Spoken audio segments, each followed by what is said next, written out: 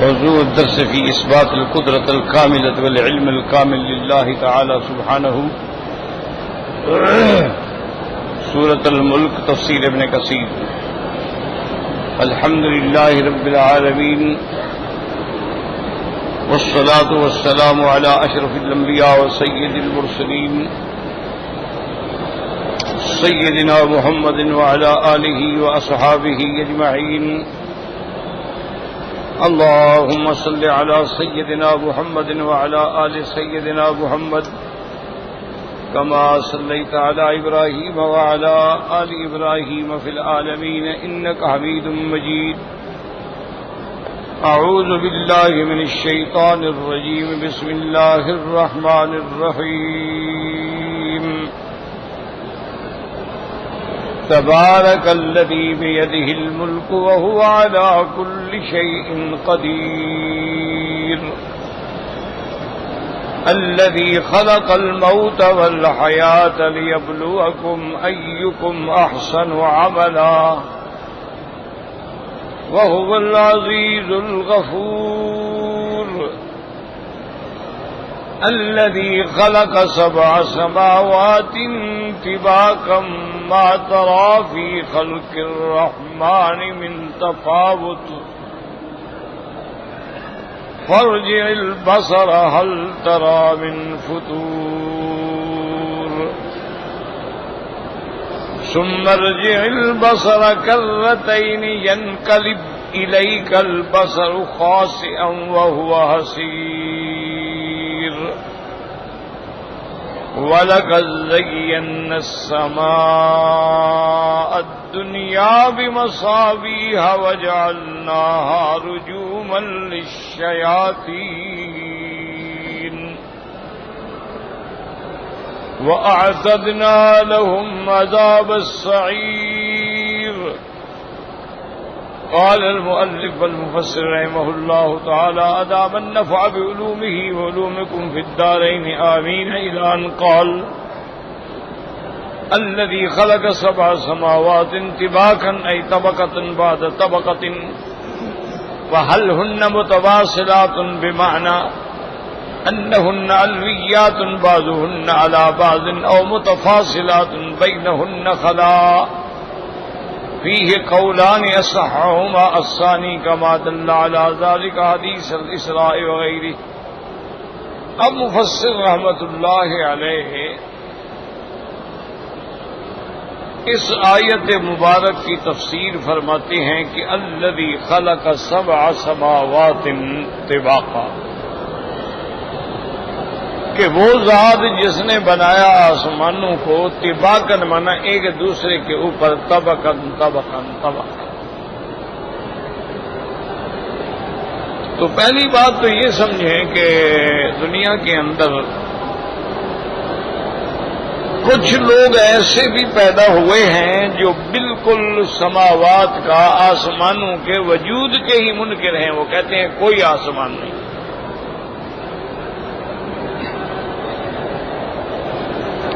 وہ کہتے ہیں کہ یہ جو ہمیں نظر آتا ہے یہ ایک نیلگوں فضا ہے جس کو ہم نے آسمان سمجھا ہوا ہے، ورنہ آسمان کوئی نہیں.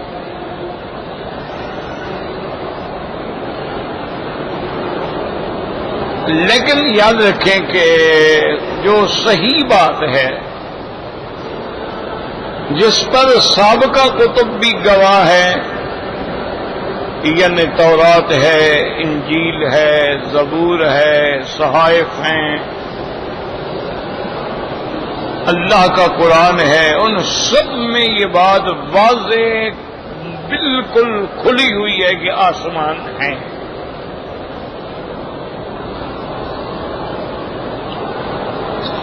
پھر جو فلاسفہ ہیں جیسے بطلموس ہے یا فیثاغورس ہے، پھر ان کے اپنے اپنے نظریات ہیں. آسمانوں کے وہ بھی قائل ہیں، لیکن ان کے نظریات میں اس میں اختلاف آ جاتا ہے کہ بعض کہتے ہیں کہ یہ سورج، چاند، ستارے، کواکب، نجوم یہ اپنی جگہ پہ ہیں، یہ حرکت نہیں کرتے، زمین حرکت کرتی ہے. وہ کہتے ہیں چونکہ زمین حرکت کرتی ہے تو ہمیں یہ بھی چلتے ہوئے نظر آتے ہیں. جیسے ہم ٹرین میں بیٹھ جائیں، ٹرین بھاگ رہی ہو تو ہمیں درخت بھی بھاگتے ہوئے نظر آتے ہیں کہ درخت تو نہیں بھاگ رہے ہوتے، بھاگ تو ٹرین رہی ہوتی ہے، درخت اپنی جگہ پر ہے. تو وہ یہ کہتے ہیں کہ بھائی یہ جو ہے نا گردش جو ہے، حرکت جو ہے وہ زمین کی ہے، شمس و قمر یا کواکب النجوم جو ہیں وہ اپنی اپنی جگہ پہ، ان میں کوئی حرکت نہیں ہے. زمین چونکہ حرکت کرتی ہے لہذا معلوم ہمیں یہ ہوتا ہے کہ وہ حرکت کر رہے ہیں.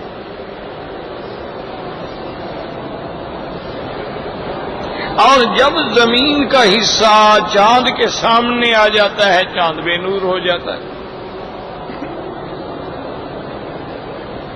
اور جب وہ سورج کے سامنے سے گزرتا ہے تو سورج بے نور ہو جاتا ہے.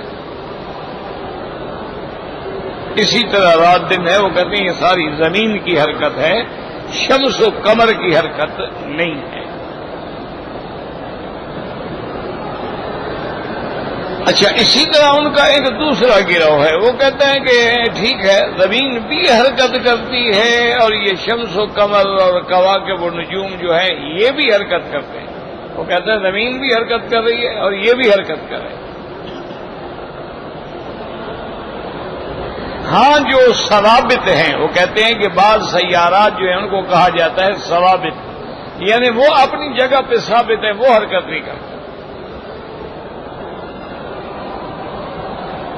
تو یہ دو نظریے ہیں فلسفہ والوں کے، فلکیات والوں کے. لیکن اللہ کا قرآن ان الجھنوں میں مخلوق خدا اپنی مخلوق کو الجھانا ہی نہیں چاہتے. قرآن کا سب سے پہلا دعویٰ تو یہ ہے کہ آسمان ہے،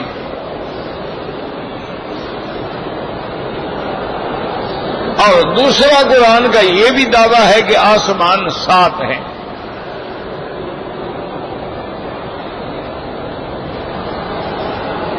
ہمارا الحمدللہ اعداد پر کوئی عقیدہ نہیں ہے، جیسے بعض باطل فرقے جو ہیں نا ان کا اعداد پر بھی عقیدہ ہوتا ہے کہ جی فلاں عدد جو ہے مبارک ہے اور فلاں عدد جو ہے منحوس ہے.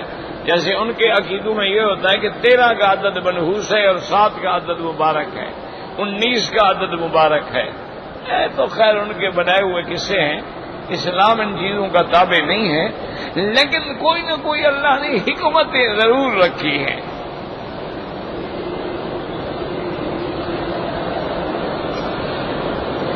کیوں؟ اس کی وجہ یہ ہے کہ جب ہم غور کرتے ہیں کہ بھی آسمان بھی 7 ہیں اور زمینیں بھی 7 ہیں اور اللہ کے گھر کے طواف کے چکر بھی 7 ہیں، صفا مروہ میں دوڑنے کے چکر بھی 7 ہیں، اور انسان بھی 7 اعضاء پہ سجدہ کرتا ہے.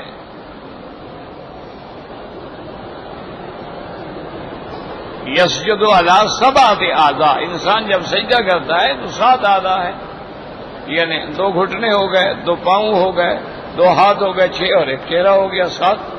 تو الانسان یسجد علی 7 اعضاء، 7 اعضاء پہ انسان سجدہ کرتا ہے. اسی لیے امام ابو حنیفہ رحمت اللہ علیہ اور ان کے اصحاب جو ہیں وہ یہ فرماتے ہیں کہ اگر مثلا سجدے میں، جیسے ہمارے بعض بھائی خیال نہیں کرتے کہ سجدے میں پیچھے دونوں پاؤں اٹھا لیتے ہیں، وہ کہتے ہیں نماز ہی باطل ہو جاتی ہے.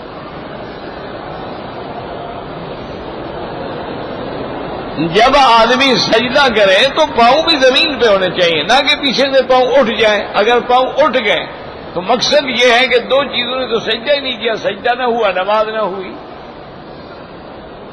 کیونکہ 7 اعضاء پہ سجدہ کرنا ضروری ہے، اور یہاں ہم لوگ خیال ہی نہیں کرتے ان باتوں کا. سجدہ کر رہے ہیں، پاؤں اٹھائے ہوئے ہیں، پرواہ ہی نہیں.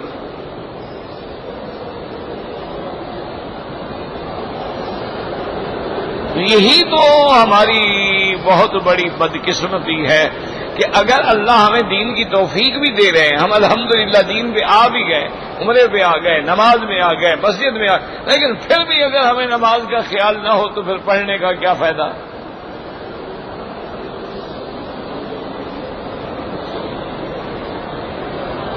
اب اب کتنے بھائی ہمارے عمرے پہ آتے ہیں، او جی ہم عمرے پہ آئے، احرام کی چادریں سامان میں چلی گئیں، ہم نے پھر احرام جو ہے یہاں جدے سے باندھا، کوئی کہتے ہیں مسجد عائشہ سے باندھا، کوئی کہتا ہے جی ہوٹل میں آ گیا، پھر ہم مسجد عائشہ سے باندھے، یعنی عمرے پر آئے، عمرہ نہیں جانتا۔ تو یہ کتنی بدقسمتی کی بات ہے کہ مانا یہ ہے کہ ہم روٹین پوری کر رہے ہیں، ہمیں عمرے کا یا کسی قسم کا احساس کوئی نہیں ہے، بس ایک دکھلاوا ہے، لوگ سمجھے ماشاءاللہ جی ہر سال عمرے پہ جاتا ہے، یہ پتہ نہیں کہ اس کو ابھی تک طواف کرنا بھی نہیں آتا ہے، یہ بھی پتہ نہیں کہ طواف کہاں سے شروع کرنا ہے اور کہاں ختم کرنا ہے۔ یعنی حجر اسود سے اگر آپ آدھا فٹ بھی آگے چلے جائیں طواف نہیں ہوگا، اگر حجر اسود سے آپ نے 1 میٹر پہلے نیت کر لی، اشارہ کر لیا، تب بھی طواف نہیں ہوگا۔ اس کے لیے تو ضروری ہے کہ آپ ایسے کھڑے ہوں کہ آپ کا کندھا جو ہے حجر اسود کے کنارے کے برابر ہو، پھر آگے جا کے پھر بسم اللہ اللہ اکبر وللہ الحمد کہیں، ضرورت ہی نہیں ہے، ورنہ اگر سیکھنا چاہیں کیا مشکل ہے؟ حجر اسود کے پاس جا کے کوئی آدمی، کوئی پڑھا لکھا بندہ، کوئی آگ کا کیسے نیت ہوتی ہے، ذرا مجھے دکھا دو، سمجھا دو، 1 منٹ کی بات ہے، کوئی مشکل تو نہیں ہے، کوئی کام مشکل تو نہیں ہے۔ نہیں اچھا، بعد کھڑے ہوں گے تو اللہ اکبر اور اللہ اکبر اور اللہ اکبر، یہ کون سی شریعت ہے بھائی؟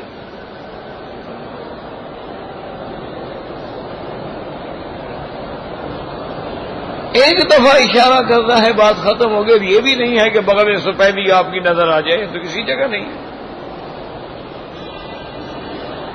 عورت سینے تک ہاتھ رکھے، مرد کندھے کے برابر، اللہ اکبر، بس۔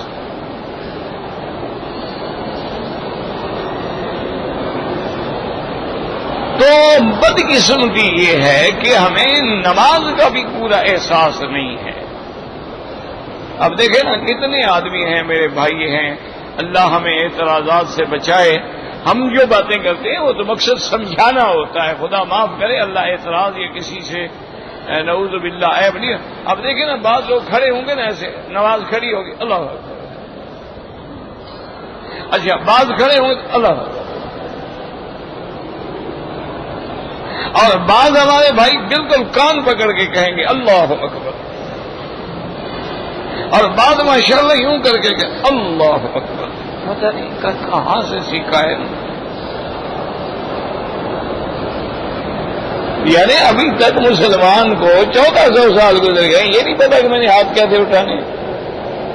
ایک چھوٹی سی کتاب نماز کی لے لو، 8-10 دفعہ پڑھ لو، بس حفظ ہو جائے گی نماز۔ مشکل کیا ہے؟ ہر مسلک میں، تو حنفی ہو، شافعی ہو، حنبلی ہو، مالکی ہو، کوئی بھی ہو، ہمیں تو کسی سے اعتراض نہیں، کسی سے چڑ نہیں۔ یہ تو 4 دروازے ہیں، لیکن تو سب اللہ کے گھر میں رہے ہیں نا۔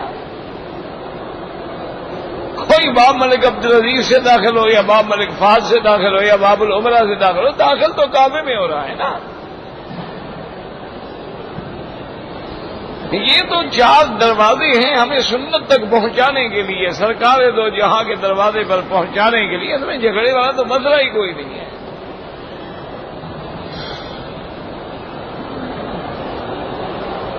تو اگر آدمی چھوٹی سی ایک نماز کی کتاب لے لے، اچھا مترجم کتابیں بھی ملتی ہیں تاکہ جو نماز میں عربی لفظ ہیں تمہیں اس کا ترجمہ بھی آ جائے،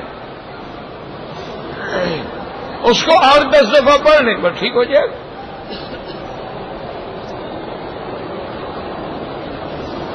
کہ بھئی ہم نے جب ہاتھ اٹھانے ہیں تو حضور کی حدیث مبارک میں یہ اس کے برابر بھی ہے اور اس کے برابر بھی ہے اور اس کے برابر بھی ہے، اور یہ بھی حکم ہے کہ آپ کی انگلیاں بند ہوں، یہ بھی حکم ہے کہ انگلیوں کا رخ جو ہے، ہاتھوں کا رخ کعبے کی طرف ہو، یہ نہیں کہ یوں ہو۔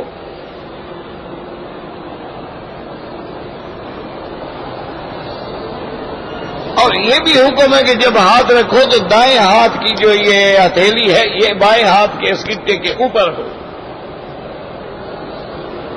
اب سینے پر ہاتھ باندھنے کی بھی حدیث موجود ہے اور ناف پر بھی باندھنے کی موجود ہے اور ناف سے نیچے باندھنے کی حدیث بھی موجود ہے. ان میں کوئی جھگڑا نہیں, وہ تو اعلیٰ اولا کی بات ہے نا. کسی نے کہیں باندھ لیا ٹھیک ہے, لیکن اگر آدمی اس کے علاوہ خود یوں باندھے تو یہ تو کسی حدیث میں نہیں ہے.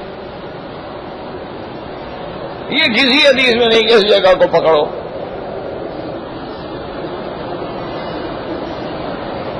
لیکن کوئی توجہ کرنے کے لیے تیار ہی نہیں ہے. آپ دیکھ لیں کوئی سنت نفل پڑھا نا, آپ دیکھیں لازم جب سجدے میں جائے گا پاؤں پچھلے اس کے اٹھ جائیں گے, اور کیا ہے نماز ختم ہو گئی, السلام علیکم. اس کو عادت ہے, پرواہ ہی نہیں کرتا. اگر چھوڑو جی یہ مولویوں نے نہیں کہا, حضور نے فرمایا کہ یسجد علی سبعۃ اعضاء. بندہ جب سجدہ کرتا ہے تو 7 اعضاء پہ سجدہ کرتا ہے. اگر ایک آدمی مثلا ناک لگائے پیشانی نہ لگائے تب بھی نماز نہیں ہوگی. پیشانی لگائے اور ناک نیچے نہ لگائے تب بھی نماز نہیں ہوگی. اور یہ بھی حکم ہے کہ جب سجدہ کرو تو دونوں ہاتھوں کی ہتھیلیوں کا رخ بھی کعبے کی طرف, یہ نہیں کہ یوں سجدہ کر رہے ہیں. یہ بھی حضور نے فرمایا کہ اگر رکوع میں کھڑے ہو تو انگلیاں کھلی ہوں, رکوع گھٹنوں کو پکڑا ہوا ہو تم نے. اور یہ بھی حدیث مبارک ہے جب تشہد میں بیٹھو تو جو ہاتھ لٹکا لیتے ہیں یہ منع ہے. ہاتھ اوپر ہو, لٹکا ہوا نہ ہو.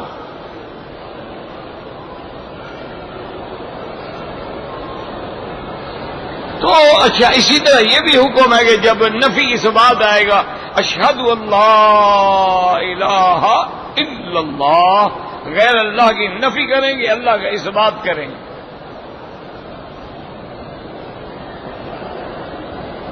اسی طرح یہ بھی حکم ہے کہ جب امام سلام پھیرے تم اس کے بعد پھیرو.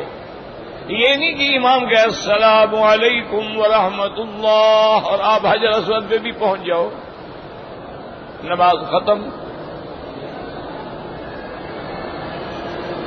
بھائی امام کو سلام تو پھیرنے دو نا,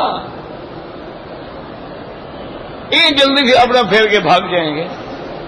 اور حضور نے فرمایا جو لوگ امام پہ سبقت کریں, یعنی امام سے پہلے سجدہ کر لیں یا پہلے سر اٹھا لیں, حضور نے بد دعا دی. فرمایا ان یحول اللہ راسہ راس حمار, خدا کرے اللہ اس کے چہرے کو گدھے کا چہرہ بنا دے.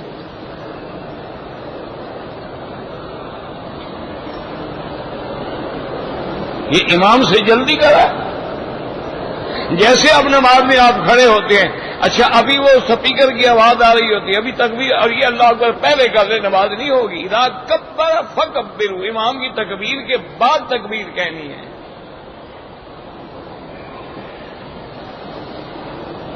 تو میرے عرض کرنے کا مقصد یہ تھا کہ خدا کے لیے مہربانی کریں, ہمیں کسی سے جھگڑا نہیں ہے.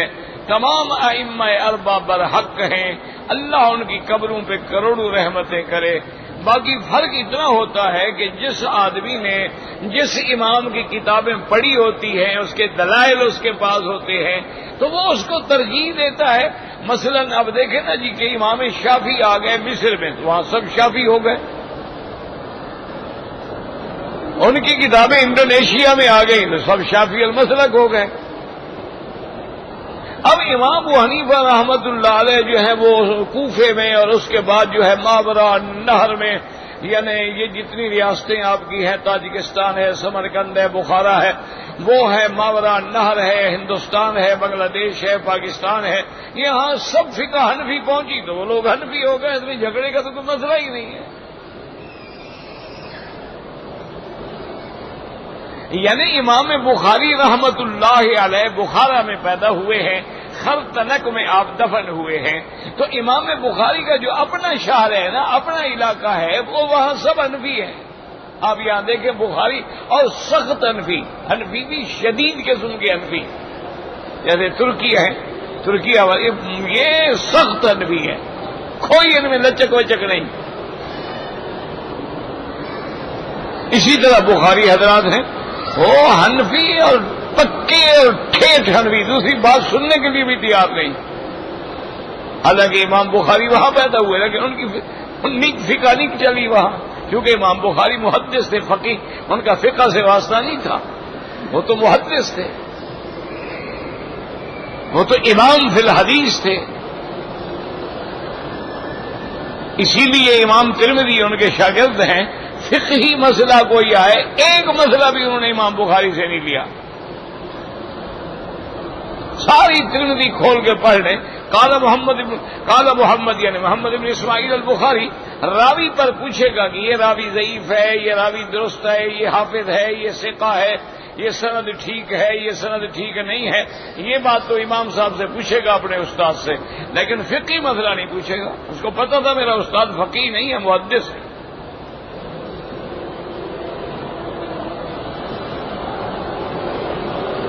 تو اللہ ان کی قبروں پہ کروڑوں رحمتیں فرمائے۔ اب دیکھیں جتنا 6 کتابیں ہیں سیاستہ کی، سب لوگ جو ہیں کوئی حنبلی مسلک ہے، کوئی شافعی ہے، کوئی خود مقام اجتہاد پہ ہے، مجتہد ہے، کوئی مجتہد فی المذہب ہے، تو سب کتابیں ہر دین کے مدرسے میں پڑھائی جاتی ہیں، کوئی بغض نہیں، کوئی اناد نہیں، کوئی جھگڑا نہیں۔ کون سا مدرسہ ہے جہاں بخاری شریف، مسلم شریف، ترمذی نہیں پڑھائی جاتی؟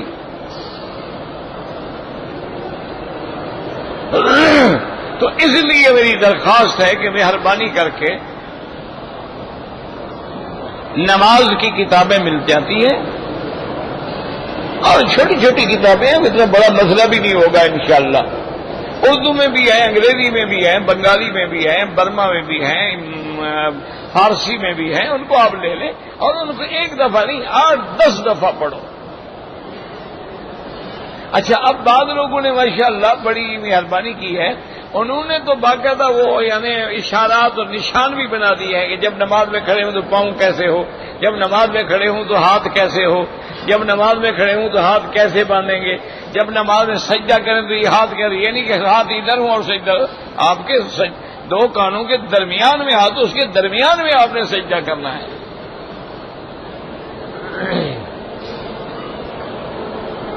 تو اس کا فائدہ یہ ہوگا کہ نماز صحیح ہو گئی تو بس سبحان اللہ۔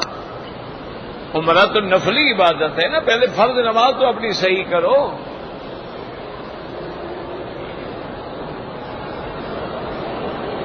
تو اس لیے میں عرض کر رہا تھا کہ ہمارا الحمدللہ علم العادات سے کوئی واسطہ نہیں، لیکن کوئی حکمت ضرور ہے کہ اللہ نے آسمان 7 بنائے ہیں، زمینیں بھی 7 بنائی ہیں، طواف کے بھی 7 چکر ہیں، صفا مروہ میں بھی 7 عدد ہیں، اور سجدے میں بھی 7 اعضاء ہیں، اور اللہ کی شان دیکھیں کہ جہنم کے بھی 7 دروازے ہیں۔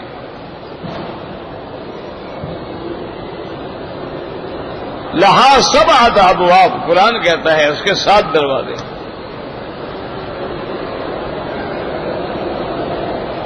تو بہرحال اس میں حکمت ہے اللہ کی کہ جب آدمی ان 7 احکام پہ عمل کرتا ہے، اللہ اس کے لیے جہنم کے 7 دروازے بند کر دیتے ہیں، یعنی وہ جہنم سے بچ جاتا۔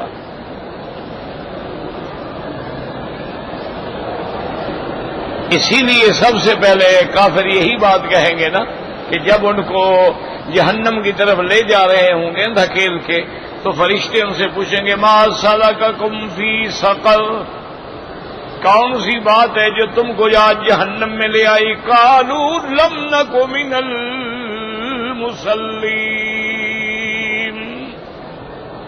وہ کہیں گے بھائی ہم وہ سجدے کرنے والوں میں نہیں تھے، نماز پڑھنے والوں میں نہیں تھے۔ اس کا جب وہ نماز پڑھتے تو یہ دروازے بند ہوتے، وہ ہم نے نہیں پڑھی تو پھر جہنم ہی ٹھکانا ہے، اور کہاں ملے گا؟ تو پہلی بات وہ یہی کہیں گے قالوا لم نک من المصلین ولم نک نطعم المسکین، اور ہم مسکینوں کو کھانا بھی نہیں کھلاتے تھے۔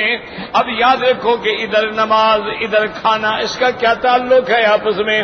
لم نک من المصلین، مانا یہ ہے ہم اللہ کا بھی حق ادا نہیں کرتے تھے.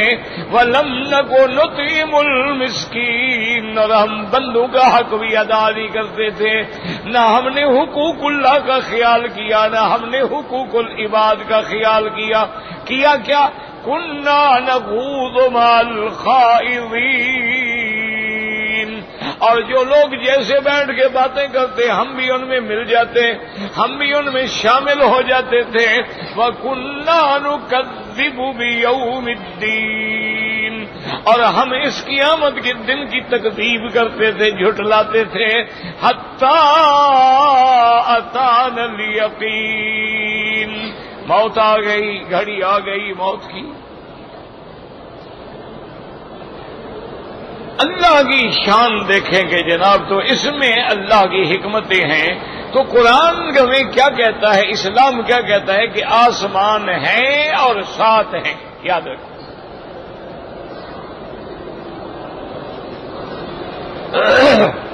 اور یہ بھی یاد رکھو کہ آسمان جو ہیں ان میں دروازے بھی ہیں.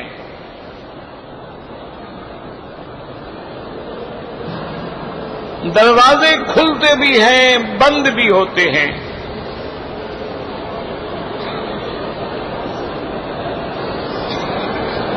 اور اسی طرح یاد رکھیں 7 آسمانوں کے بعد کیا ہے, سدرۃ المنتہا ہے. سدرۃ المنتہا کا کیا معنی, یعنی نیچے سے جو عمل جا رہے ہیں, جو رپورٹ جا رہی ہے, جو صحیح پہ جا رہے ہیں, وہاں پہنچیں گے. منتہا حد ہوگی بس. اور اللہ کے جو احکام اتریں گے وہ بھی سدرۃ المنتہا پہ آئیں گے, اس کے بعد فرشتوں کو مل جائیں گے.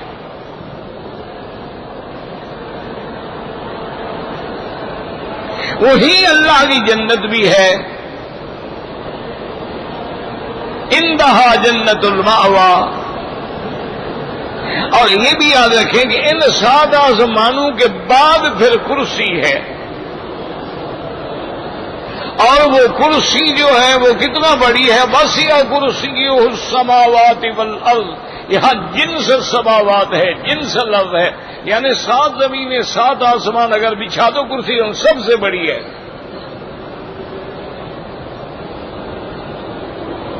اور پھر اس کرسی کے بعد عرش ہے. اور عرش پہ میرے اللہ تبارک و تعالیٰ کی ذات کا استوا ہے, جیسے اس کی شان کو زیبا ہے. اور یاد رکھیں اس کے نیچے پھر ایک بہت بڑا لوح ہے, ایک بہت بڑی تختی ہے. پتہ ہے اس میں کیا لکھا ہو, اس میں لکھا ہے سبقت رحمتی علی غضبی. اللہ پاک نے وہاں لکھ کے لگا دیا ہے کہ میری رحمت جو ہے وہ میرے غضب سے زیادہ ہے, سبقت کرنے والی ہے. اور اسی عرش کے نیچے دریا ہے. اب غور کریں اللہ کی رحمت پہ کہ جتنی قرآن میں آیتیں ہیں سب میں 17 آیتیں ہیں, لیکن صفت رحمان ہے الرحمن علی العرش استوى. اور نیچے بھی لکھ کے رکھ دیا کہ میری رحمت میرے غضب سے واسع ہے. اور اس کے بعد دریا جو ہے وہ پانی, وہ بھی گویا رحمت کی علامت ہے. جیسے آگ غضب کی علامت ہوتی ہے, پانی رحمت کی علامت ہوتی ہے.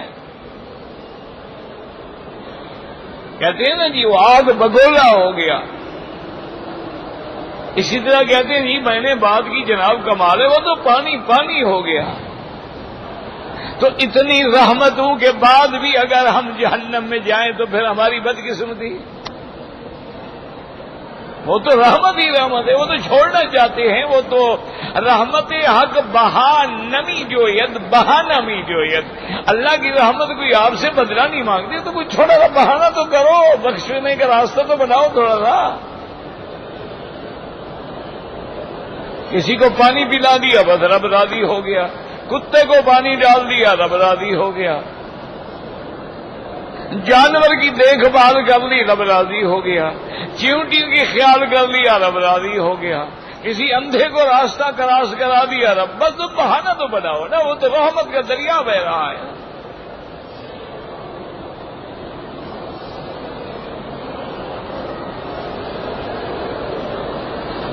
اور اسی طرح دیکھیں کہ یہ جو بارش آتی ہے نا، بارش برستی ہے، اس کے بھی دو چیزیں یاد رکھو. کبھی تو براہ راست آسمانوں سے برستی ہے.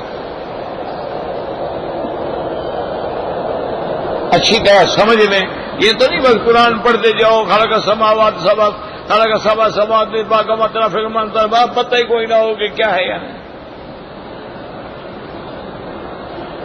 کبھی کبھی آسمانوں سے بھی بارش. وَأَنزَلْنَا مِنَ السَّمَاءِ مَاءً مُبَارَكًا، ہم نے اتارا آسمان سے برکت والا پانی. اچھا کبھی کبھی جب اللہ کا جلال ہے تب آسمانوں سے بھی پانی آتا ہے.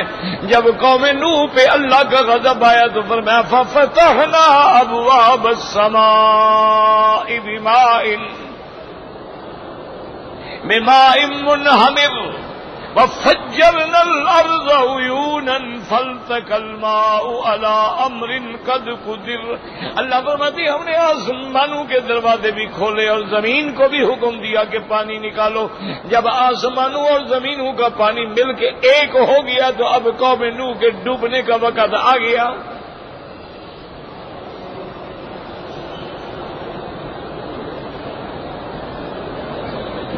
اور کبھی پانی جو ہے بارش کا وہ بادلوں سے برستا ہے. بادل کیا ہوتی ہیں؟ یہ ہوائیں آ کے نیچے سے ذرات لے کے جاتی ہیں جو اوپر جا کے بادل بنتے ہیں. اس لیے قرآن فرماتا ہے انتم انزلتموہ من المزن ام نحن المنزلون. ان بادلوں سے پانی تم اتارتے ہو کہ ہم اتارتے ہیں؟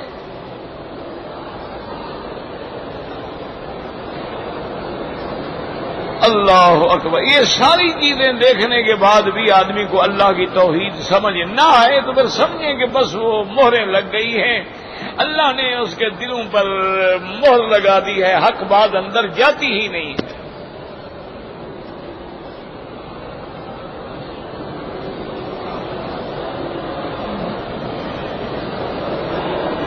تو اب وہ بادل جو ہیں ان سے بھی پانی برستا ہے. تو یاد رکھیں ایک مسئلہ کیا ہوا، ایک تو 7 آسمان ہیں، دوسرے آسمانوں میں دروازے ففتحنا، اللہ فرماتے ہم نے دروازہ کھولے.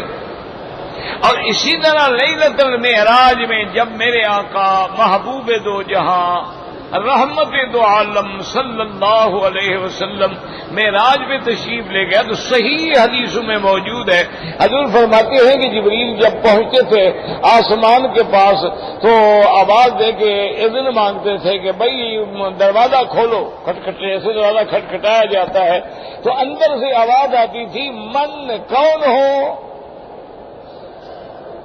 تو جبریل کہتے تھے انا جبرائیل، میں اللہ کا فرشتہ جبریل ہوں. تو وہ پھر پوچھتے من معاکا، تمہارے ساتھ اور کون ہے؟ تو جبریل علیہ السلام کہتے کہ محمد الرسول اللہ صلی اللہ علیہ وسلم. مسلمانوں اسی سے عقیدے ٹھیک کر لو. معلوم ہوا کہ فرشتے بھی عالم الغیب نہیں ہیں. پتہ ہو تو دروازے پہ جو کھڑا ہے اس کا بھی پتہ نہیں کہ کون کھڑا ہے.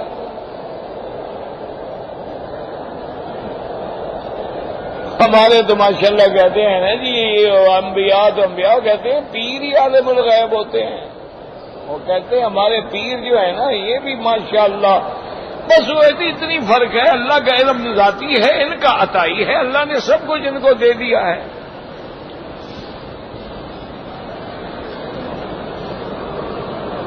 فرشتوں کو نہیں دیا ہے جو کبھی نافرمانی نہیں کرتے، ان کو دے دیا ہے. کوئی عقل کی بات بھی ہے، یعنی اللہ نے عقل چھینی ہے نا، جب مہر لگ جاتی ہے نا بات سمجھ نہیں آتی. ختم اللہ علی قلوبہم وعلی سمعہم وعلی ابصارہم غشاوۃ ولہم عذاب عظیم. پھر سمجھ نہیں آتی.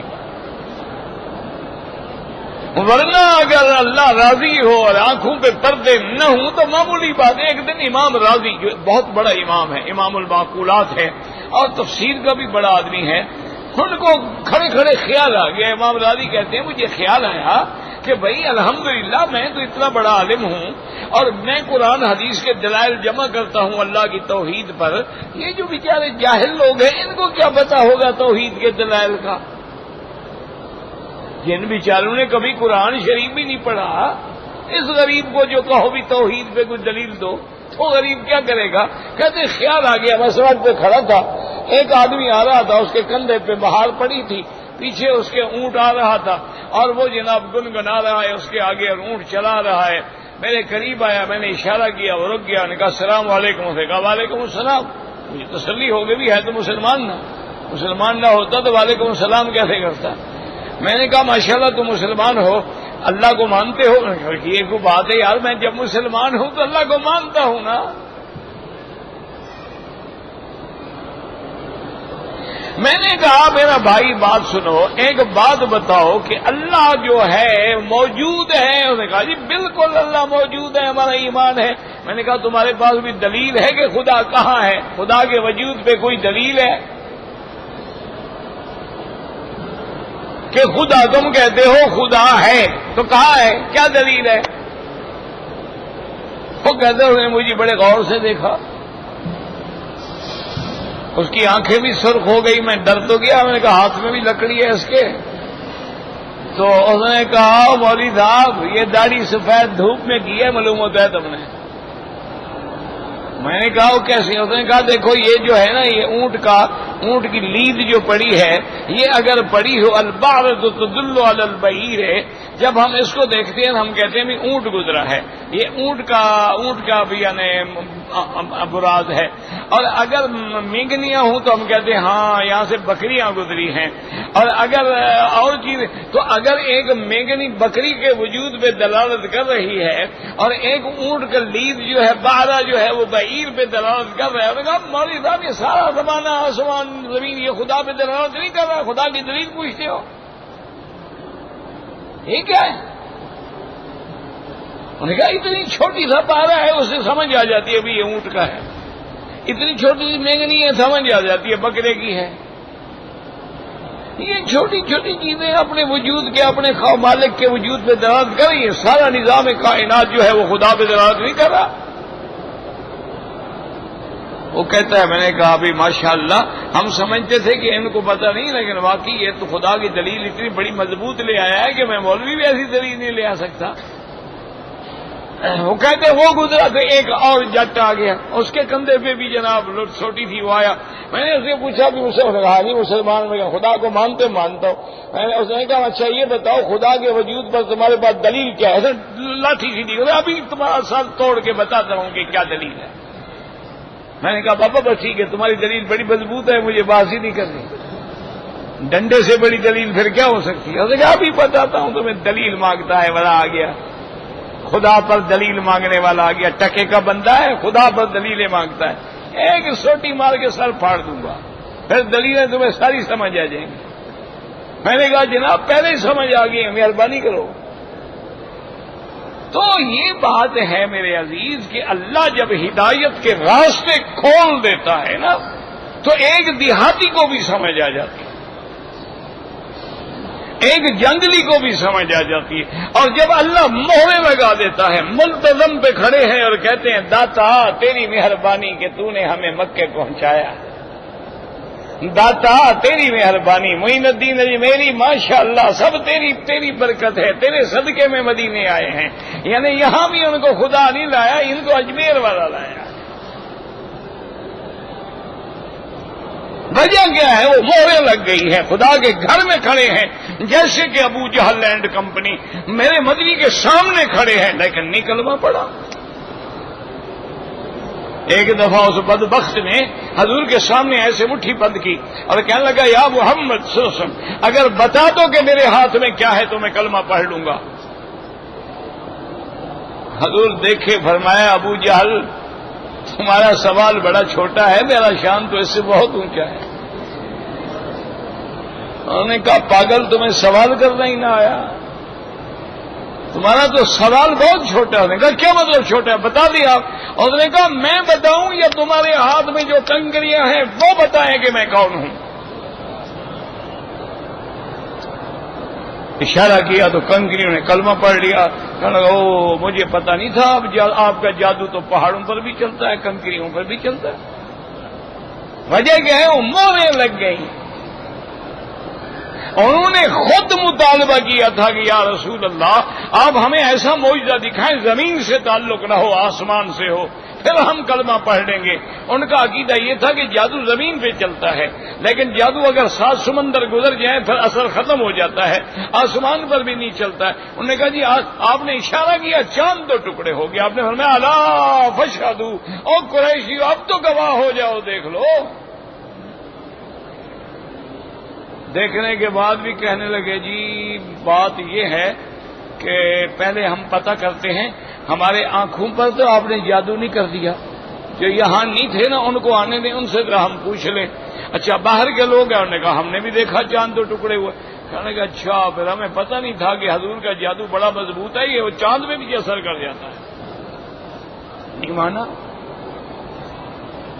ہمارے جاہل کو بھی آپ لاکھ قرآن سنا دیں، اس نے کل شریف ضرور کرنے ہیں تیسرے دن، اس نے 7 جمعراتیں بھی ضرور بنانی ہیں، اس نے 40واں بھی ضرور بنانا ہے، 11ویں کا دودھ بھی ضرور تقسیم کرنا ہے، 12ویں پہ جھنڈیاں بھی ضرور لگانی ہیں، لاکھ قرآن سنائیں، لاکھ حدیث سنائیں، دلوں پہ موریں لگ گئی ہیں، حق بات سمجھ نہیں آتی۔ حالانکہ 2 لفظی بات ہے کہ بھئی اگر میلاد منانا دین ہے تو کیا ابو بکر اس دین پہ قائم نہیں رہا؟ حضرت عمر، حضرت عثمان، حضرت علی، اہل بیت رسول اللہ، سیدہ فاطمہ، سیدنا حسن، سیدنا حسین، امام باقر، امام جعفر صادق، امام زین العابدین، ان سب کو پتہ نہیں تھا کہ میلاد منانا دین ہے؟ لیکن نہیں، جو نہ منائے وہ وہابی، جو میلاد کی جھنڈیاں نہ لگا، دیکھا نا جی نبی کے نام سے جلتے ہیں جی، ہم تو خوشیاں منا رہے ہیں ماشاءاللہ، اور خوشیاں کب منا رہے ہیں؟ 12 ربیع الاول کو جب حضور وفات ہوئی ہے۔ قیامت میں چلو گے پتہ لگ جائے گا انشاءاللہ۔ حضور کی پیدائش تو 12 کو ہے ہی نہیں، حضور کی پیدائش تو 9 ربیع الاول کو ہے، 12 کو تو وفات ہے۔ ہم وفات والے دن جھنڈیاں لگا رہے ہیں، خوشیاں لگا رہے ہیں، خوشیاں منا رہے ہیں۔ عجیب قوم ہے، اس کا کیا علاج ہے؟ وہ کہتے ہیں نا کہ انگریز وائسرائے آیا نا، پرانے دور کی بات ہے، جب ان کی حکومت تھی پورے ہندوستان پہ، تو وہ لاہور میں جب آیا تو وہ قدرتی طور پہ 10 محرم کا دن تھا، تو لوگوں نے کالے کپڑے پہنے ہوئے ہیں اور مار رہے ہیں اور ماتم کر رہے ہیں اور لوہا مار رہے ہیں اور پتہ نہیں کیا کیا مار رہے ہیں۔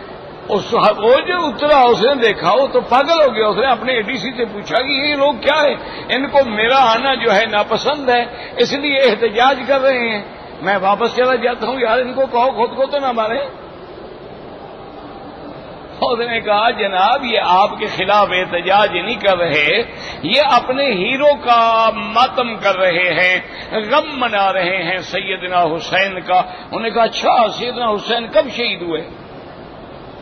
انہوں نے کہا جناب ان کو تو 1200 سال گزر گئے۔ انہوں نے کہا اچھا لاہور میں شہید ہوئے؟ انہوں نے کہا نہیں جناب وہ تو کرب و بلا میں ہوئے تھے۔ اس نے کہا یہ ان کو آج پتہ لگا ہے کہ حضرت حسین شہید ہو گئے؟ انہوں نے کہا نہیں جی ان کو بھی پرانا پتہ ہے۔ انہوں نے کہا پھر اس قوم کا خدا حافظ ہے، یہ ترقی نہیں کر سکتی۔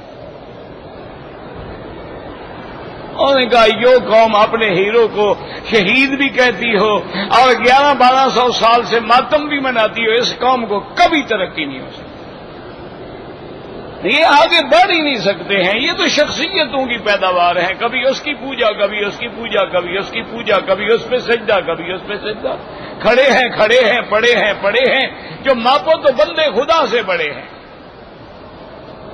تو اس لیے ہمیشہ یاد رکھو کہ 7 آسمان برحق اور 7 زمینیں برحق، آسمانوں کے دروازے برحق کیوں؟ حضور فرماتے ہیں کہ وہ پھر اندر سے پوچھا جاتا، جبریل کہتا انا جبرائیل قیل من معک قال محمد الرسول اللہ قال هل بعث الیہ۔ یہ بعث کا معنی بعثت نہیں، یاد رکھو معنی ان کا یہ تھا کیا حضور کو آسمانوں پہ بلانے کا دعوت نامہ بھیجا گیا؟ تو حضرت جبریل کہتی ہیں کہ ہاں بھیجا گیا۔ فرماتے ہیں پھر دروازہ کھلتا تو ہم پہلے آسمان پہ جاتے ہیں، اسی طرح ہر دروازہ کھلتا گیا اور میرے مدنی جاتے گئے، تو معلوم ہوا کہ آسمانوں کے دروازے بھی برحق ہیں۔ اب دو مسئلے ہیں کہ 7 آسمان ملے ہوئے ہیں یا ان کے درمیان میں فاصلہ ہے۔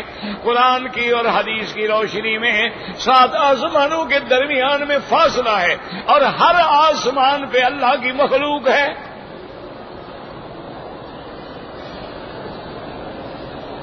اسی لیے قرآن میں آتے اللہ فرماتے ہیں وَقَضَاهُنَّ 7 سَمَاوَاتٍ، اللہ نے 7 آسمان بنایا، وَأَوْحَىٰ فِي كُلِّ سَمَاءٍ أَمْرَهَا، پھر اللہ نے ہر آسمان پہ اپنا حکم بھیجا۔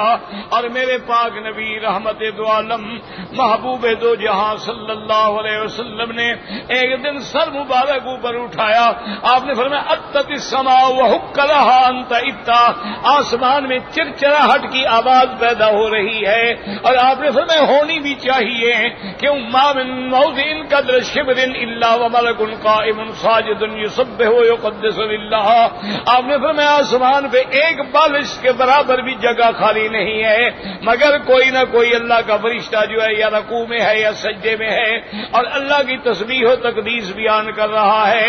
سبوح قدوس ربنا ورب الملائکۃ والروح۔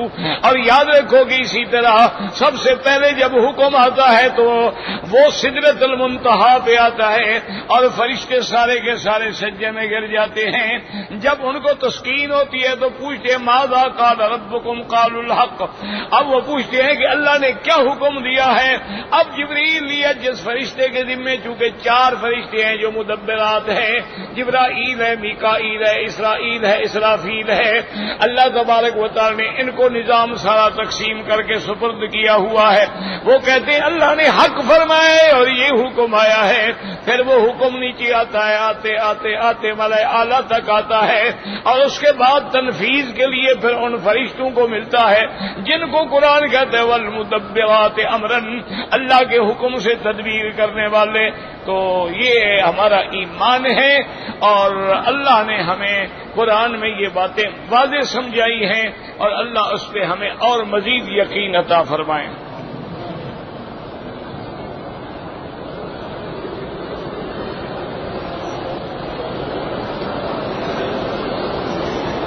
کہتے جی چھوٹے سے بچے کی ماں کو باپ نے خرچہ ورچہ نہیں دیا، اس نے ماں نے پالا ہے، بہرحال وہ باپ گناہگار ہے اور نہیں دے گا تو قیامت میں پکڑا جائے گا۔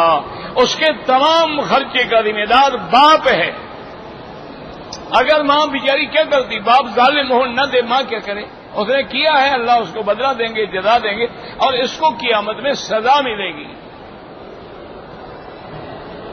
اگر ہم نے طواف کیا ہے عصر کے بعد تو حنفی مسلک میں 2 رکعت مغرب کے بعد پڑھے، یہاں کے مسلک کے مطابق ہر وقت جائز ہے۔ کہتے جی کہ مودودی صاحب نے تفسیر لکھی ہے، بالکل لکھی ہے، اللہ ان کی قبر پہ رحمت فرمائے۔ ایک بات تو یاد رکھو کہ جو لوگ فوت ہو جائیں نا ان کو بلا وجہ اعتراضات کی زد میں نہ لایا کرو۔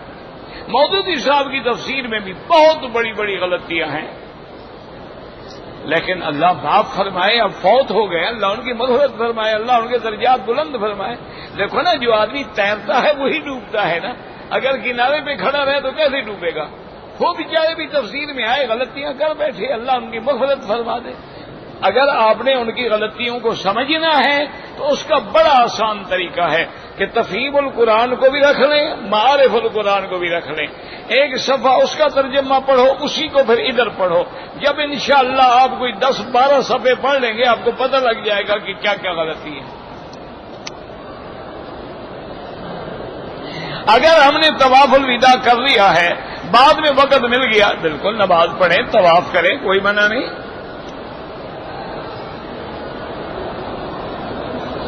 ہاں، امام احمد ابن حنبل رحمۃ اللہ علیہ فرماتے ہیں کہ امام جب دونوں طرف سلام پھیر لے تو مقتدی بعد میں سلام پھیرے۔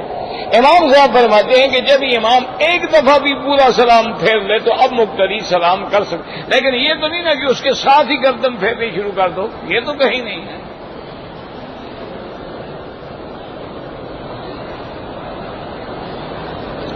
بینک میں نوکری نہ کریں، کر رہے ہو دوسری تلاش کرو، جب مل جائے چھوڑ دو۔ ہم نے طواف واجب کی نیت نہیں کی، 2 رکعت نفل یا طواف کچھ تو کیا نا، ہو گئے۔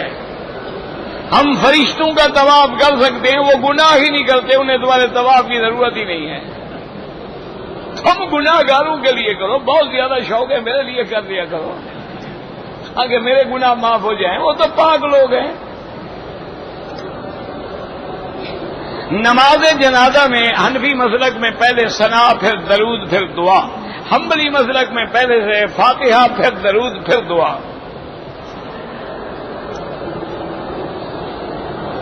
مسجد حرام کی حدود جو ہے، پورا مکہ کا شہر جو ہے وہ سارا حرم مسجد الحرام ہے۔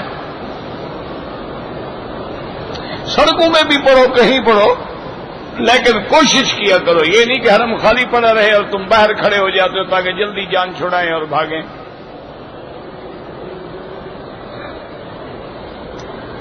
اگر میں بیوی کے ساتھ طواف کر رہا تھا، شہوت کی وجہ سے میرے قطرے نکل گئے، تو بالکل طواف چھوڑ دیں اور دوبارہ غسل کر کے طواف پورا کریں، استغفار کریں، اور اگر آپ اتنے کچے ہیں تو بیوی کا ہاتھ نہ پکڑا کریں۔ آپ فارغ ہے نا بیچارہ۔ اگر گاڑی قسطوں پہ لی جائے وہ جائز ہے۔ ایک بوری کھاد نقد 1000 میں، ادھار 1200 میں، وہ بھی جائز ہے۔ دوران طواف اگر حتیم کے اندر سے گزریں گے وہ چکر شمار نہیں ہوگا۔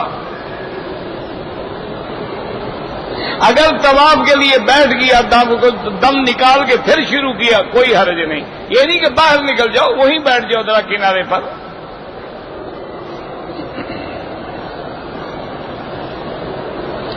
امام جس طرف ہوتا ہے اس طرف امام کے آگے کوئی نہیں ہوتا، دوسری طرف ہوتے۔ یہ کعبہ شریف ہے، امام اس طرف ہے، اس طرف اگر ہم آگے ہیں، ادھر ہیں تو یہ آگے شمار نہیں ہوتا۔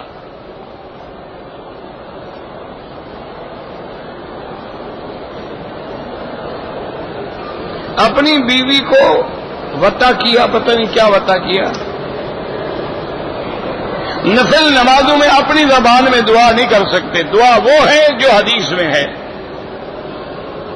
بعد المرگ جو ہے مردے بھی قرآن تلاوت کر، حدیث میں ہے نا، صحابی نے سنا تبارک الذی بیدہ الملک پڑھ رہے تھے۔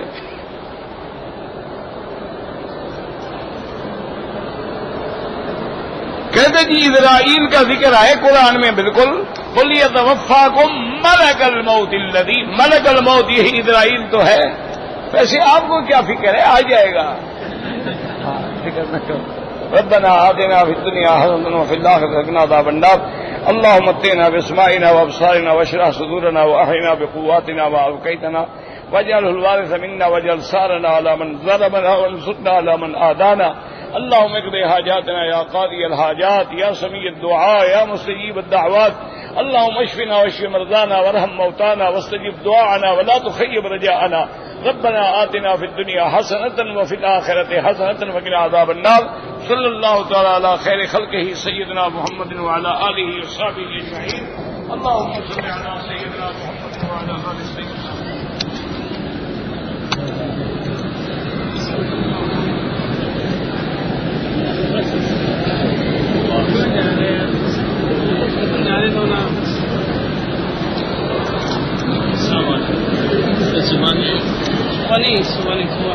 کوئی سامان لایا دینے کے لیے دم بولی ٹور والا، تو ان کو ملاقات کرنے کا سفر ہے۔ ابھی وہ جتنا بھی رات کو 12 بجے آئے گا۔ صبح کے نمبر لے لو، نمبر ہے میرے پاس، نمبر سے صبح جو ہے نا یہاں درد دیتا ہے علی مکی صاحب۔ اچھا، جب صبح یہ جب طلوع شمس ہوگا نا، پھر آدھا گھنٹے کے بعد نکل جائے گا۔ اس کو یہ 72 نمبر گیٹ سے 72 نمبر 72 نمبر گیٹ سے نکلے گا، وہاں سے آپ ملاقات کریں گے، وہ جاتے وقت لے جائے گا۔ سر کی عشاء کے آدھا گھنٹے کے بعد ایسا کیسے پڑھ کے چلے جاتا ہے۔ بچے پہ غصے سے مار دیا تو کیا دم واجب ہے؟ احرام کی حالت میں اگر بچے کو غصے سے رات میں بھی ملاقات رات میں ہم نمبر لیں گے، ہم لوگ آ جائیں گے۔ وہ بھی جتنا ہے وہ بھی یہاں آئے گی، کچھ ارجنٹ کام رات میں تو رات زیادہ ہوگا تو پھر سو جائے گا، نہیں ہوگا۔ ابھی رات میں نا 9 بجے تک 9:30 بجے تک یہاں رہے گا. اس کے بعد چلے جائے گا. آپ کا نمبر بھی ہاں آپ کا نمبر فجر کے بعد عرب اڑاتا ہے. 555 رات کتنے بجے آئے ہیں آپ؟ ہم نے بولا میں آپ سے فون کر لوں گا پھر پہنچوں گا. بات سنو جی میں آپ کو وہ سفر میں ہے اور کچھ تحفہ لائے ہیں, بہت سنبھال کے رکھے, دینا ہے کپڑا ہے. یہ کارڈ لے لو. جی یہ ہمارا نمبر ہے. جی یہ دکان ہے, اگر اسی دکان میں اگر پہنچ گئے نا ہمارا نمبر